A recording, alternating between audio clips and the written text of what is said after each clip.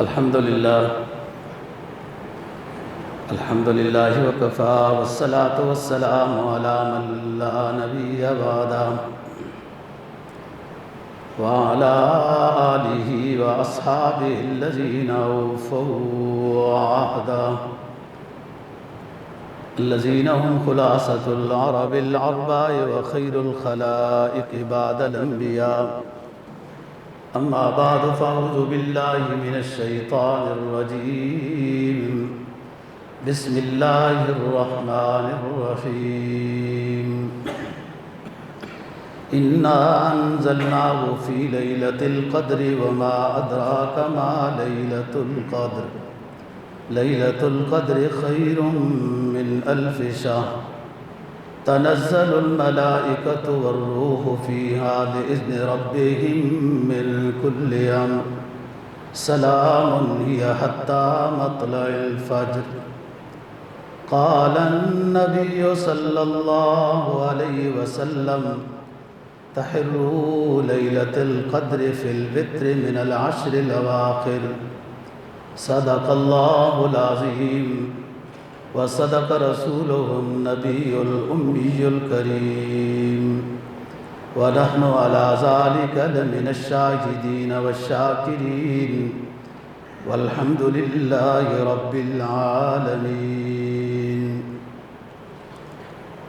برادران اسلام، محترم نوجوان اور بزرگ ساتھیوں، آپ کی مسجد میں ختم قرآن مجید کے موقع پر اپنی حاضری کو سعادت سمجھتا ہوں۔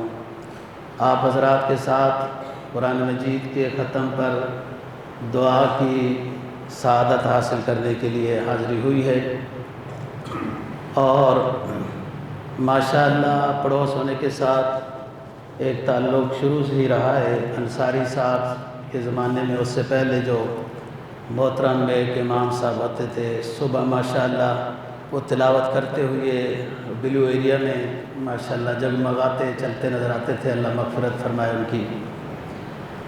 آپ حضرات کا ماحول بہت اچھا ہے۔ دیکھو، چھوٹے بچوں کو بھی آپ نے تلاوت کے لحاظ سے، نعت حمد کے لحاظ سے تیار کر رکھا ہے، یہ بہت اچھی بات ہے۔ بچوں کے اندر یہ ایک جذبہ بیدار ہوتا ہے، خوشی ہوتی ہے، آگے بڑھتے ہیں، ان کو موقع دینا چاہیے۔ اور مسجدوں میں حاضری پر بھی بچوں کو سمجھایا جائے، ان کی غلطیوں پر ڈانٹا نہ جائے، تاکہ وہ مسجد میں آنے کا شوق رکھیں۔ باتیں جو ہم نے چند عرض کرنی ہیں، وہ باتیں سب آپ حضرات نے سنی ہوئی ہیں۔ اسلام تو 1440 سال ہو گئے ہجری، 46 سال ہجری، سب باتیں آپ نے سن رکھی ہیں ماشاءاللہ۔ محترم حضرات، نورانی چہرے، ایمان والے نظر آ رہے ہیں۔ بس بات وہی ہے، وہ آواز دوسرے بندے کی ہے، انہی کی مطلب کی کہہ رہا ہوں، بات ان کی ہے زباں میری۔ تو وہی باتیں ہیں جو ہم نے سننی ہیں، مذاکرہ ہو جائے گا، بات تازہ ہو جاتی ہے۔ اللہ مجھے بھی ہم سب کو سننے اور اس کے بعد عمل کی توفیق نصیب فرمائے۔ سورہ لیلۃ القدر، جس کو سورہ قدر کہتے ہیں، ہم نے آپ کے سامنے تلاوت کی ہے۔ اس میں لیلۃ القدر رات کا ذکر ہے، جو خیر من الف شہر ہے، 1000 مہینے کی عبادت سے بہتر ہے۔ ایک رات، یعنی زندگی میں ایک دفعہ اگر لیلۃ القدر کی آپ نے عبادت کی نا جی، وہ 1000 سال سے بہتر ہے۔ تو 1000 مہینے سے بہتر ہے، تو کئی دفعہ ماشاءاللہ خصوصاً اعتکاف والوں کو تو یہ سعادت یقیناً نصیب ہوتی ہے کہ ان کا سونا بھی عبادت ہے۔ لیلۃ القدر اس شخص کو نصیب ہوتی ہے کہ جب وہ فرشتے آتے ہیں نا جی اور حاضری لگاتے ہیں، تو جو عبادت کر رہے ہوتے ہیں ان کی حاضری لگتی ہے، اور اعتکاف والا شخص سو بھی رہا ہو تو بھی عبادت میں ہوتا ہے، اس کی حاضری یقینی ہوتی ہے۔ اور یہ صبح تک فرشتے پھرتے رہتے ہیں جو بھی عبادت میں مصروف ہے۔ جو حدیث آپ کے سامنے تلاوت کی، آپ نے فرمایا کہ لیلۃ القدر کی رات کو رمضان المبارک کے مہینے میں آخری عشرے کی وتر راتوں میں تلاش کرو۔ تو 21ویں، 22، 23، 25 وغیرہ 27، اور جو اعتکاف والے ہیں وہ ساری راتوں میں ان کے ہیں، کیا پتہ ہم نے چاند آگے پیچھے دیکھا ہو، ہم نے جو وطر سمجھی وہ وطر رات نہ ہو، تو اس لیے آخری عشرہ حدیث میں آتا ہے نا، آقا آپ صلی اللہ علیہ وسلم کمر کس لیتے تھے رمضان جب آ جاتا، تو آخری عشرے میں اور کمر کس لیتے تھے۔ کمر کسنے کا مطلب یہ ہوتا ہے کہ اور کاموں سے بچا کے عبادت کے اندر اپنے آپ کو مصروف رکھنا۔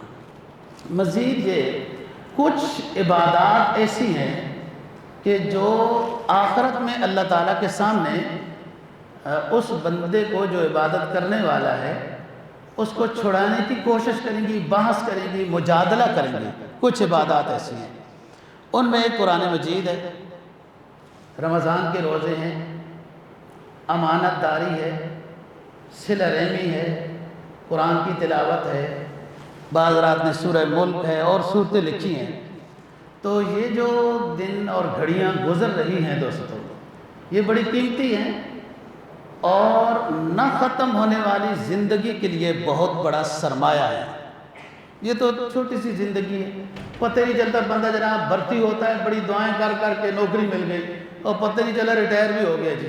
یہ چھوٹی سی زندگی ہے، مختصر سی، نہ ختم ہونے والی زندگی کے لیے ان دنوں میں جو عبادت، یہ مبارک گھڑیاں ہیں، آخری عشرہ ہے، اعتکاف ہے، یہ بہت قیمتی ہیں اور اپنے آپ کو اس میں مصروف رکھنا چاہیے۔ جناب نبی پاک صلی اللہ علیہ وسلم کا فرمان ہے کہ جو لوگ عبادات میں مصروف ہوتے ہیں تو معرفت، قرب، وہ اللہ کا حاصل کرتے ہیں۔ بہت ساری نیکیاں ہیں دوستو، بہت ساری نیکیاں ہیں۔ آپ گھر سے اپنے گھر والوں کے لیے روزی کمانے کے لیے بھی اگر نکلے ہیں نا جی، تو بھی عبادت ہے، لیکن نماز نہیں چھوڑنی، صرف اسی عبادت کو بندہ لے لے۔ لیکن جو عبادت کہ اللہ کا مقرب بنا دیتی ہے اور معرفت الہیت انسان کو حاصل ہوتی ہے، وہ قیام ہے، نماز ہے، تلاوت ہے۔ آپ نے دیکھا وہ سنی ہوگی حدیثی، من قام رمضان ایمانا واحتسابا غفر له ما تقدم من ذنبه، من قام لیلۃ القدر غفر له ما تقدم۔ قام کا کیا مطلب ہے؟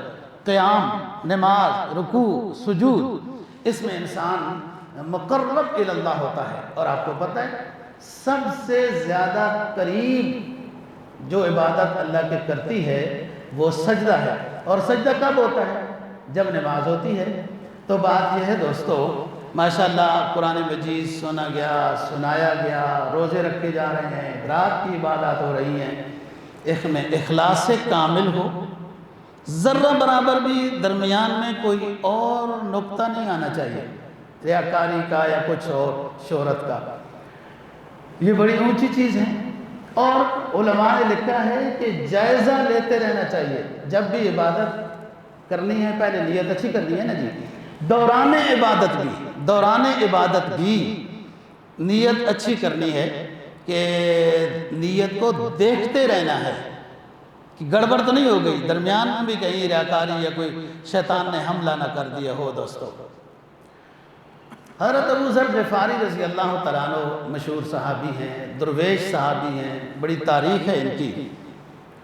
یہ رسول پاک صلی اللہ علیہ وسلم کی خدمت میں حاضر ہوتے ہیں اور وصیت کی درخواست کرتے ہیں، وصیت کی۔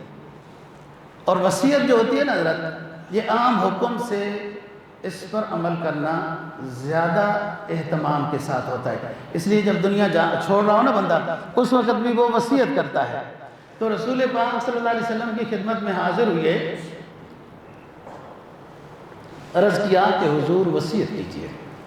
آپ نے 7 وصیتیں کی ہیں اور ہمیں ان کو کوشش کرنی ہے کہ یاد کرنی ہے اور ان کے اوپر عمل کرنا ہے۔ عن ابی ذر رضی اللہ تعالی عنہ دخلت علی النبی صلی اللہ علیہ وسلم قلت یا رسول اللہ اوصینی۔ حضرت ابو ذر غفاری رضی اللہ تعالیٰ عنہ عرض کرتے ہیں، میں داخل ہوا رسول پاک صلی اللہ علیہ وسلم کے پاس، عرض کیا اللہ کے رسول وصیت کیجئے۔ رسول پاک صلی اللہ علیہ وسلم نے فرمایا اوصیک بتقوی اللہ فإنہ أسجن لأمرک کلہ۔ میں آپ کو ابو ذر وصیت کرتا ہوں کہ اللہ سے ہر وقت ڈرتے رہنا، یہ تمام اعمال کی خوبصورتی ہے۔ عبادت کرتے ہوئے بھی ڈرتے رہنا کہیں اس درجے کی نہ ہوئی تو منہ پر مار دی جائے گی۔ گناہوں سے بھی ڈرتے رہنا کہیں پکڑا نہ جاؤں۔ کہنے لگے زدنی یا رسول اللہ، اللہ کے رسول اور بھی وصیت کیجئے، اضافہ کیجئے وصیت میں۔ آپ نے فرمایا علیک بتلاوت القرآن وذکر اللہ تعالی، علیک بتلاوت القرآن وذکر اللہ تعالی وہو ذکر فی السماء ونور فی الارض۔ تلاوت کیا کرو ابو ذر، اللہ کے ساتھ باتیں کیا کرو، یہ اللہ کا کلام ہے، سب کلاموں سے اعلیٰ ہے، اللہ کی صفت ہے۔ جیسے اللہ پر زوال نہیں، اس کی صفت پر بھی کبھی زوال نہیں آئے گا۔ تلاوت کی کثرت کرو، اللہ کو یاد کیا کرو، تو فائدہ یہ ہوگا آسمانوں میں تیرا تذکرہ ہوگا۔ حدیث کہتی ہے جس طرح آسمان دنیا پر ستارے چمکتے ہوئے نظر آتے ہیں، جس گھرانے میں اللہ کے کلام کی تلاوت کی جاتی ہے وہ گھرانہ آسمانوں پر اسی طرح چمکتا ہوا نظر آتا ہے۔ تلاوت کا اہتمام کرو، اللہ کا ذکر کرو، آسمانوں میں تمہارا تذکرہ ہوگا، زمین پہ تمہیں روشنی ملے گی۔ روشنی کیا ہے؟ تلاوت کرنے سے روشنی روحانیت کی ہے۔ قرآن کہتا ہے افمن شرح اللہ صدرہ للاسلام فہو علی نور من ربہ۔ مومن تیری عبادت کے نتیجے میں تجھے اللہ ایسا شرح صدر عطا کرے گا، شرح صدر عطا کرے گا، وہ اپنی ہدایت کی روشنی دے گا، تو اس کے نتیجے میں چلتا جائے گا۔ پھر کہنے لگا زدنی یا رسول اللہ، اللہ کے رسول اور بھی وصیت کیجئے۔ آپ صلی اللہ علیہ وسلم نے فرمایا علیک بطول الصمت، علیک بطول الصمت وہو مترددۃ للشیطان وعون علی امر دینک۔ اے ابو ذر خاموش رہا کرو، زیادہ خاموش رہا کرو، زیادہ باتیں سنی سنائی نہ کیا کرو، ادھر کی ادھر ادھر کی ادھر نئی تازیاں نہ کیا کرو، اکثر خاموش رہا کرو۔ اس کے نتیجے میں تمہارے قریب شیطان نہیں آئے گا اور تمام تمہارے دینی امور پر اللہ کی مدد ہوگی۔ کہنے لگے زدنی یا رسول اللہ، اے اللہ کے رسول اور بھی وصیت کیجئے۔ آپ نے فرمایا ایاک والزحف، ایاک والزحف فإنه يميت القلوب ويذهب بنور وجهك۔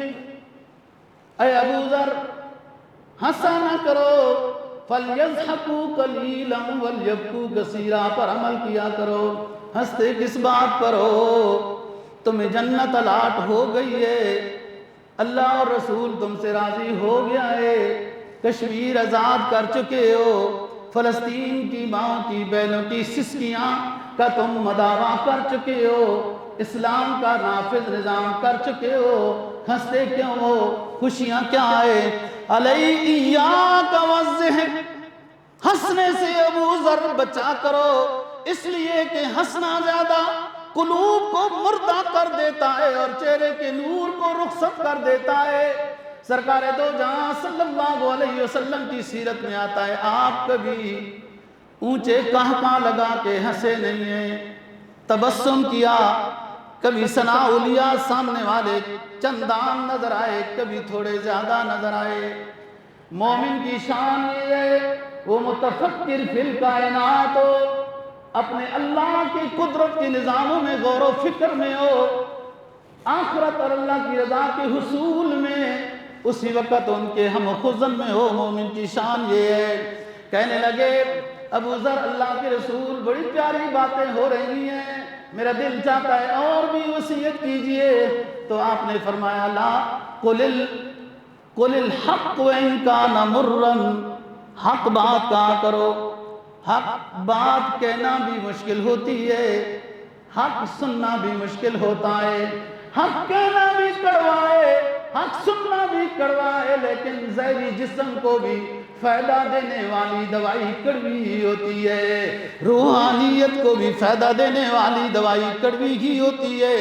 گناہوں سے جب بچے گا جب ڈانٹ ہوگی، قوت نافذہ اسلامی حکمرانوں کا ڈنڈا ہوگا، تو تب منکرات سے بچے گا، تب وہ کڑوی چیز کو حاصل کرے گا، تو آگے مرحلے منزل معرفت کے منزل طے کرے گا۔ کہنے لگا اللہ کے رسول اور بھی نصیحت کیجئے، تو آپ نے فرمایا لا یخافون لومۃ لائم، حق بات بولتے جاؤ، امر بالمعروف کرتے جاؤ، نہی عن المنکر کرتے جاؤ، اور لوگ طرح طرح کے القاب سے تمہیں نوازتے رہیں گے، کبھی ناراض ہوں گے، کبھی ملا ازم کہیں گے، کبھی کیا کہیں گے، ان باتوں سے کبھی ڈرنا نہیں ہے۔ لا یخافون لومۃ لائم۔ ساتویں وصیت کرنے لگے اللہ کے رسول، اور بھی وصیت کیجئے۔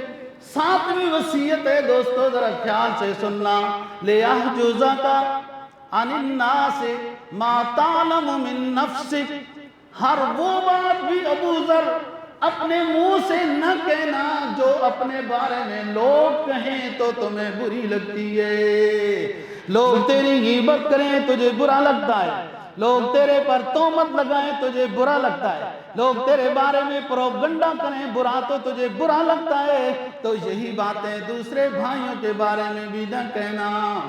سرکار دو جہاں صلی اللہ علیہ وسلم کا فرمان عالی شان ہے، یاد کر کے سبق جانا دوستو، پھر عمل کرنا آسان ہوتا ہے۔ فرمایا ان الجنت تشتاق علی خمسۃ نفر، ان الجنت تشتاق علی خمسۃ نفر، جنت 5 طرح کے بندوں کے بارے میں بڑا شوق رکھتی ہے کہ یہ میرے پاس آ جائیں۔ سب سے پہلا تالی القرآن، قرآن مجید کی تلاوت کرنے والا، بھلے حافظ قرآن ہو، ناظرہ پڑھنے والا ہو۔ شیخ الحدیث زکریا رحمہ اللہ تعالیٰ لکھتے ہیں جو ناظرہ خان بھی پابندی سے تلاوت کرتا ہے، میدان حشر میں حفاظ کے ساتھ اٹھایا جائے گا۔ رشتہ اتنا اونچا ہے، ہر روز جب تک وہ تلاوت نہ کرے اسے سکون نہیں ملتا۔ جیسے کہ تہجد گزار یہ عادت بن جاتی ہے، تہجد غذا بن جاتی ہے، روحانیت کی غذا بن جاتی ہے، اور اگر تہجد چھوٹ جائے، تہجد پڑھنے والوں سے پوچھو پورا دن بے سکون رہتا ہے۔ تہجد کے لیے اللہ کے سامنے حضوری کے لیے دعا مانگی جائے، رب العالمین رمضان کی مبارک گھڑیاں ہیں، سحری میں جاگتے ہیں، ہمیں تہجد کا عادی بنا دے۔ فرمایا علیکم بقیام اللیل، امام ترمذی نے حدیث نقل کی، علیکم بقیام اللیل فإنہ داب الصالحین قبلکم، داب الصالحین قبلکم ومکفرۃ للسیئات ومقربۃ الی ربکم ومنہاۃ عن الاسم ومترددۃ من الجسد عن الجسد من الداء، بیماری۔ فرمایا تمہارے اوپر تہجد کی نظام نماز بڑی فضیلت رکھتی ہے، یہ سب اللہ والوں کا یہی طریقہ رہا ہے جو تم سے پہلے گزرے ہیں۔ علامہ کہتا ہے عطار ہو، رومی ہو، رازی ہو، غزالی ہو، عطار ہو، رومی ہو، رازی ہو، غزالی ہو، کچھ ہاتھ نہیں آتا بے آہ سحرگاہی، بے آہ سحرگاہی۔ مناجات میں، تہجد میں، نوافل میں، سجود میں، توبہ میں اپنے آپ کو جب مصروف عمل رکھے گا، اللہ کو اپنا مقرب بنا دے گا۔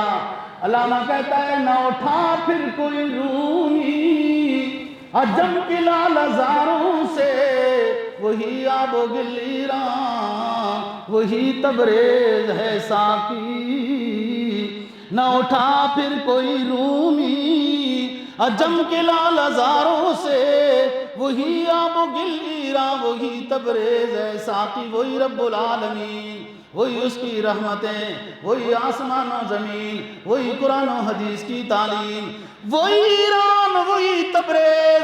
جب پہلے شیخ سعدی وہ پیدا کرتا تھا، رومی پیدا کرتا تھا، آج کیوں چھوڑ دیا؟ اس لیے کہ مومن تو نے تہجد کے وقت سر و سجود ہونا چھوڑ دیا، تو نہ اٹھا پھر کوئی رومی، جم کے لال ہزاروں سے وہی آب و گلیراں، وہی تبریز ہے ساقی۔ اور آگے علامہ کہتا ہے نا امید نہیں ہے اقبال اپنی کشت ویراں سے، ذرا نم ہو تو یہ مٹی بڑی زرخیز ہے ساقی۔ ساری دنیا، حدیث کہتی ہے ساری دنیا زمین و آسمان کا خلا گناہوں سے پر کر دو، کتنا ٹائم لگا ہوگا گناہ کرتے کرتے، کتنے سال لگے ہوں گے، زمین و آسمان کا خلا گناہوں سے کوئی پر نہیں کر سکتا، لیکن کوئی کر بھی دے پورا زمین و آسمان کا خلا گناہوں سے پر کر دے، اتنا ٹائم لگا، لیکن معافی کرانے میں اتنا ٹائم نہیں لگے گا۔ 2 رکعت توبہ پڑھ، سر و سجود ہو جا، ندامت کے آنسو بہا، وعدہ کر اللہ سے کہ اللہ پاک ماضی تو ہو گئی گندی، معاف کر دے، آئندہ وعدہ کرتا ہوں گناہ نہیں کروں گا۔ اللہ رب العزت فرماتے ہیں اس نے توبہ کی، توبہ سے پہلے ہمارا مبغوض بندہ تھا، توبہ کے بعد ہمارا محبوب بندہ بن گیا ہے۔ التائب حبیب اللہ۔ جی بات کر رہا تھا 5 لوگوں کے لیے جنت شوق رکھتی، تالی القرآن، قرآن مجید کا تلاوت کرنے والا، حافظ اللسان، اپنی زبان کی حفاظت کرنے والا، برے لقب سے کسی ساتھی کو پکارنا سورہ حجرات میں ہے کہ گناہ کبیرہ ہے، غیبت کرنا گناہ کبیرہ ہے، تہمت لگانا گناہ کبیرہ ہے، ایسی بات جس سے دوسرے کو ایذا پہنچے اس کی غیر موجودگی میں گناہ کبیرہ ہے۔ تالی القرآن ایک ہوا جس کا جنت شوق کرتی ہے، اور دوسرا وہ شخص جو اپنی زبان کی حفاظت کرنے والا ہے، تیسرا شخص مطعم الجیعان، بھوکوں کو کھانا کھلانے والا، اپنی استطاعت کے مطابق کسی بھوکے کو کھانا کھلانے والا اللہ کو بہت پسند، اور جنت اس کا شوق رکھتی ہے کہ میرا مہمان بنے۔ چوتھا شخص مکسی العریان، جن کے پاس مناسب سطر ڈھانپنے کے کپڑے نہیں ہیں، انہیں کپڑے پہنانا، جنت ایسے بندے کو اپنے اندر لے آنا چاہتی ہے۔ اور 5ویں چیز من صلی علی حبیب الرحمن، آپ بھی پڑھو صلی اللہ علیہ وسلم۔ 5واں وہ شخص جس کے لیے جنت شوق رکھتی ہے وہ شخص ہے کہ جو نبی پاک صلی اللہ علیہ وسلم پر درود شریف پڑھتا رہتا ہے۔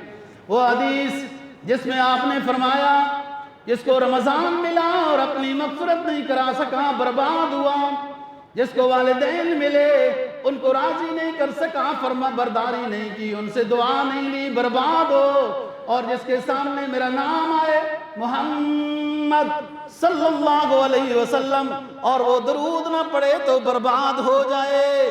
نبی پاک صلی اللہ علیہ وسلم کی تعلیمات میں آؤ، اسی میں نورانیت ہے، اسی میں سکون ہے، اسی میں راحت ہے، یہ زندگی بھی بڑی اونچی ہوگی۔ جب ایمان کی کوالٹی بندہ دیکھتا ہے، جب دل کو جائزہ لیتا ہے تو خوش ہوتا ہے اپنے ایمان کو دیکھ کر، دل پر جب ان کا کرم دیکھتا ہوں تو دل کو بأسجام جم دیکھتا ہوں۔ میرے رب تیری کتنی مہربانی ہے، میرے پر کتنے سوئے ہوئے ہیں، تو نے اپنے گھر بلایا، کتنے غافل ادھر ادھر پھر رہے ہیں، تو نے اپنے سامنے سجدہ کرنے والا بنایا۔ کتنے ادھر ادھر کی فضول باتوں میں موبائلوں میں مصروف ہے، تو نے اپنی کتاب پڑھنے والا بنایا، کتنے ادھر ادھر تو نے استغفار بنایا، استغفار کرنے والا بنایا، دل پر جب ان کا کرم دیکھتا ہوں تو دل کو بازجام جم دیکھتا ہوں۔ قرآن دستک دیتا ہے، نیکی میں آؤ، اعمال میں آؤ، نبی کی سیرت میں آئے نا۔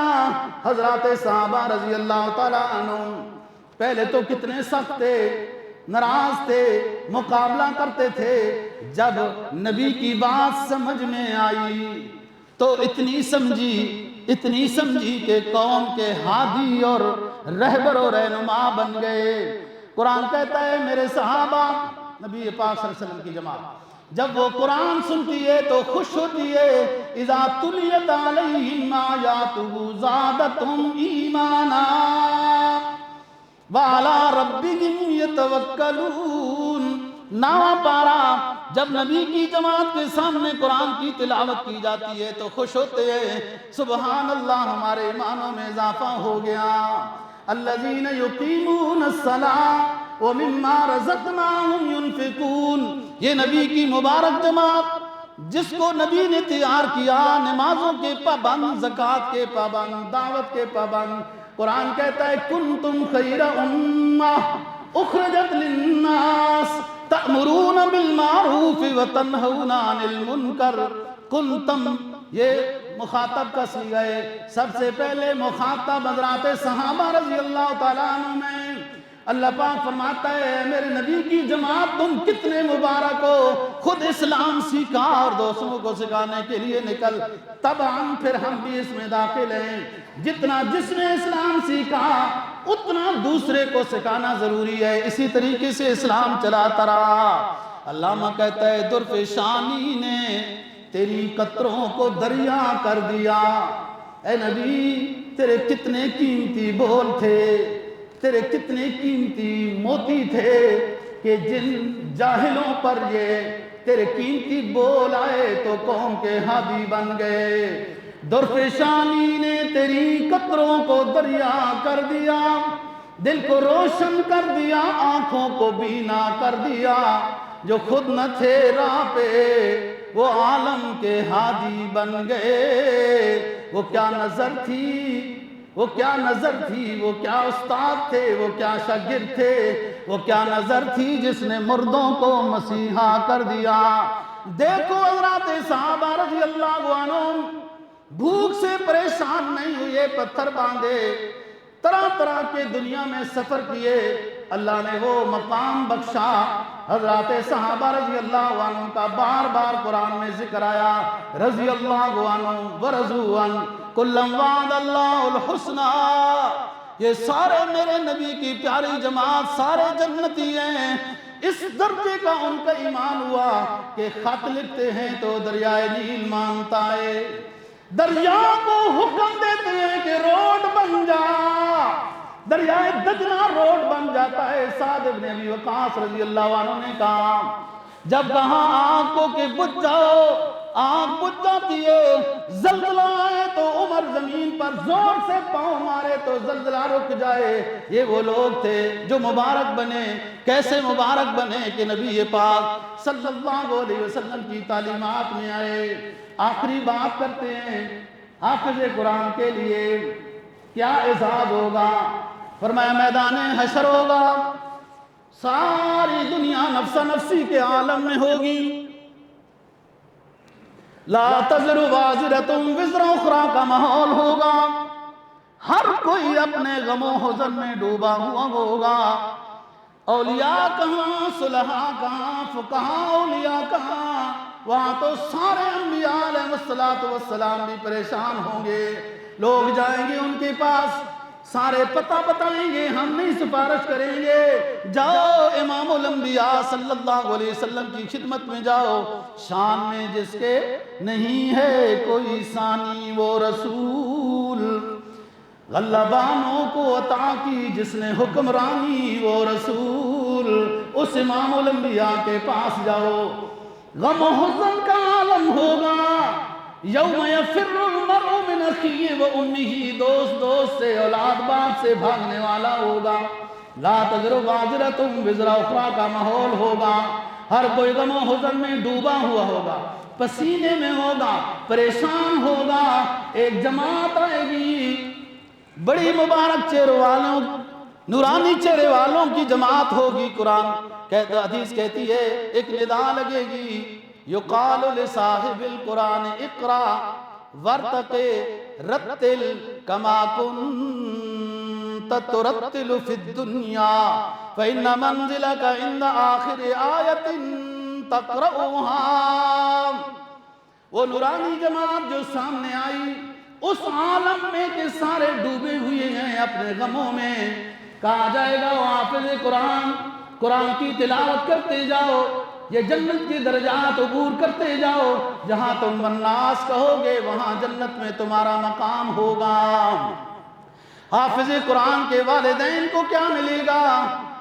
حدیث کہتی ہے من قرأ القرآن وعمل بما فی، جس نے قرآن پڑھا اور اس کے مطابق حافظ صاحب نے عمل کیا، البس تاج والدہ تاجا یوم القیامہ، اس کے والدین کو قیامت کے دن تاج پہنایا جائے گا، ضوءہ احسن من ضوء الشمس، اس تاج کے موتیوں کا اتنا نور ہوگا، اتنی روشنی اور چمک ہوگی جو دنیا کے سورج سے زیادہ ہوگی۔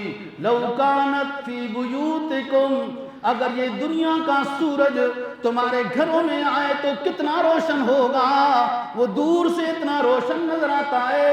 فما ظنکم بالذی عمل بہذا الکتاب، پھر خود سوچ لو جس نے حفظ کیا، نیک بنا، اس کا میدان حشر میں کتنا مقام ہوگا، جس کے والدین کو تاج پہنایا جا رہا ہے۔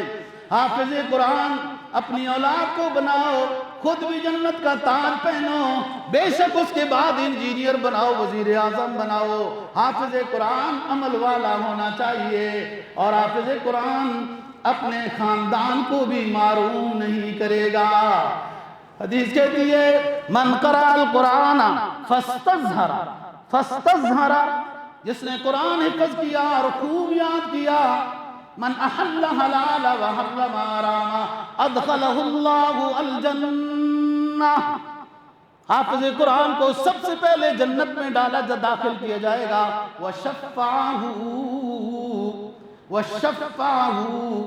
من اہل بیتہ عشرا، 10 ان بندوں کو حافظ قرآن کی سفارش سے جنت میں داخل کیا جائے گا۔ قد وجبت کلہم النار، جن کے اعمال بد کی وجہ سے ان کے اوپر جہنم لازم کر دی گئی تھی۔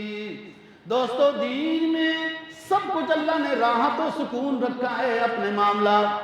اپنے معاملہ ان مبارک گھڑیوں میں صاف کرو، سلو کرو۔ گناہوں سے جو کی توبہ تو غفلت کا جہاں بدلا، زمین آسی کی بدلی اور اس کا آسمان بدلا۔ آپ گناہوں سے توبہ کریں۔ رمضان المبارک میں تو ویسی جنت کے دروازے کھلے، رحمت برس رہی ہے، اور آخری عشرہ جہنم سے آزادی کے ٹکٹ دیے جا رہے ہیں۔ تو جب بندہ گناہوں سے توبہ کرتا ہے تو اس کی حالت اور کیفیت بدل جاتی ہے۔ اس کی آسان سی ایک مثال ہے، آپ حضرات کو اللہ تعالیٰ نے حرمین کے سفر عطا کیے ہوں گے، اور اللہ جن کو نہیں کیا اللہ سب کو بار بار عطا فرمائے۔ یہ حاجی صاحب ہمارے ایک سفر کے ساتھی ہیں، پہلے سفر کے ساتھی ہیں، حاجی اصغر صاحب۔ میں آپ کو ایک مثال بتاتا ہوں۔ اب تو بہت عجیب سا نظام ہے، اس وقت رش مش نہیں ہوتے تھے، تو بندہ حجر اسود کی کوشش کرے بوسہ لینے کی، کسی کو تکلیف دیے بغیر، یہ شرط ہے۔ بوسے کے بعد انسان کی ایک خاص کیفیت ہوتی ہے، ایسا لگتا ہے پاؤں سے لے کر دماغ تک سے کوئی چیز نکل گئی، اور بندہ ایسے ہو گیا کہ جو 100 کلو وزن اٹھا رہا ہے کوئی خاص وزن ہی نہیں ہے۔ جس وقت آپ گناہوں سے توبہ کریں گے، پکی توبہ، وہ مجنو لیلا والی توبہ نہیں ہے۔ وہ مجنو کس سے سنے ہوئی ہیں، پتہ نہیں علامہ رومی میں لکھا ہے، شیخ صاحب نے بھی لکھے ہیں، حقیقت کیا ہے واللہ اعلم بالصواب۔ اس کو باپ پکڑ کے لے گیا مجنو کو کہ بیوقوف آدمی کیا مجازی عشق میں مبتلا ہے، چل حرم جاتے ہیں توبہ کر. اس کو قریب لے گیا، علامہ رومی نے لکھا ہے، اس کو قریب لے گیا، بیت اللہ کی دیوار کے ساتھ لگا دیا نا مجنوں کو، مجنوں کے والد نے یہ توبہ کر مجازی عشق سے. تو کہنے لگا تبت من کل المعاصی ولکن حب لیلی لا اتوب. اللہ پاک سارے گناہوں سے توبہ چاہتا ہوں لیکن جو لیلی کی محبت ہے اس سے توبہ نہیں کرتا ہوں. تو توبہ کیا ہے پھر؟ ہماری توبہ ایسی ہے، توبہ میری جان شکن، جان میرا توبہ شکن، سامنے میرے پڑے ہیں ٹوٹے ہوئے پیمانوں کے ڈھیر. ایک شرابی تھا، کبھی بات سنتا تھا تو شراب کا پیالہ توڑتا تھا، جب شراب سامنے آتا تھا تو توبہ توڑ دیتا تھا، جب شراب نہیں ہوتا تھا تو پیالہ توڑ دیتا تھا. ایسی توبہ نہیں ہونی چاہیے. یا ایھا الذین آمنوا توبوا الی اللہ توبۃ نصوحا. یہ مبارک گھڑیاں ہیں، ہر گناہ معاف ہوتا ہے. 65 گناہ ایسے ہیں کہ ان کی علیحدہ سے معافی ضروری ہے. مشرک کی، متکبر کی، کینہ ور کی، قطع تعلقی والے کی، گندے کام سے پیسہ کمانے والے کی، والدین کے نافرمان کی. یہ جو گناہ ہیں نا جی، ان سے شرابی اور زانی، یہ پہلے الگ سے توبہ کرنی ہے کہ نہیں کروں گا. پھر اس کے بعد یہ رمضان کی مبارک گھڑیاں اس کے لیے مبارک ہیں، سارے گناہ معاف ہو جاتے ہیں. اب دعا کرتے ہیں. الحمدللہ رب العالمین والعاقبۃ للمتقین والصلاۃ والسلام علی رسول محمد وآلہ وصحبہ اجمعین. یا رب العالمین ہمارا بیٹھنا، بات کا سننا اور سننا قبول و منظور فرما، اور ہم سب کو شرع صدر عطا فرما، دین کے اوپر عمل کرنا آسان فرما. یا رب العالمین اس مسجد میں جو حافظ صاحب نے سنا لوگوں نے سنا، سب کا سننا سنانا یا اللہ تراویح کی نماز قبول و منظور فرما. اس میں غلطیاں کمزوریاں ضرور ہو گئیں، یا رب العالمین ان غلطیاں کمزوریوں کو اپنے فضل و کرم سے معاف فرما. یا رب العالمین ہم مسلمان ہیں، ایک کلمہ پڑھنے والے ہیں، ایک ہمارا خدا تو ہے، ایک مرد رسول ہے، ایک ہماری کتاب ہے. یا رب العالمین ہم سب کو آپس میں اتفاق و اتحاد کی دولت نصیب فرما. ایک دوسرے کے بارے میں یا اللہ درگزر معافی اور عفو کر کے وہ جو اعزاز ہے درگزر کرنے والے کا وہ نصیب فرما. یا رب العالمین ہمارے والدین، ہمارے اساتذہ، عزیز و اقارب، تمام مسلمانوں کی مغفرت فرما. حاضرین کے جو عزیز و اقارب دنیا سے رخصت ہو گئے، یا اللہ ان کی کامل مغفرت فرما. آئے دن حوادث میں فوج کی شہادتیں ہو رہی ہیں، دیگر مسلمانوں کی ہو رہی ہیں، یا اللہ شہیدوں کو درجات عالیہ نصیب فرما. اور جو شر پسند ہمارے ملک کی طرف متوجہ ہیں، ہم تو ہدایت کی دعا کرتے ہیں، اللہ ان کو ہدایت نصیب فرما، توبہ کی توفیق نصیب فرما. یا اللہ رب العالمین اگر وہ اپنے دلوں کو سیاہ کر چکے ہیں اور آپ ان کی توبہ کو قبول نہیں کرنے والے، ان کے نصیب میں ہدایت نہیں ہے، ان شر پسندوں کو تباہ و برباد فرما. ہمارے ملک کو امن و سلامتی کا گہوارہ بنا، اندرونی اور بیرونی ہر طرح کے فتن سے یا اللہ ہمارے ملک کو محفوظ فرما.